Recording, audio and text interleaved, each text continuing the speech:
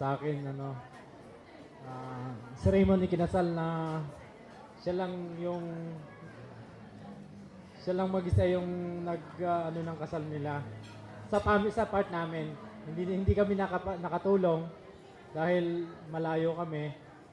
Kaya isang na rin yon para maging responsible siya. Naranasan niya kung gaano kahirap, kung paano simula ng maging mag-asawa. Doon pa lang sa part ng process nung kanilang pagpapakasal, mula pag-apply ng napakahirap. Kaya siguro naman, hindi lang basta-basta yung pagpapakasal, maano sa sarili niya na yung pagiging responsible na asawa,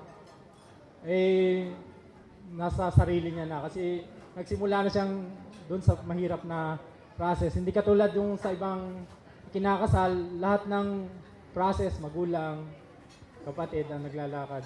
Yung sa kanya lahat, sila lahat, side ni Karen ang tumulong sa kanya. Sa amin, ngayon lang kami nakapunta. Kaya maraming salamat na rin po sa side ni Karen. At yun, ayos.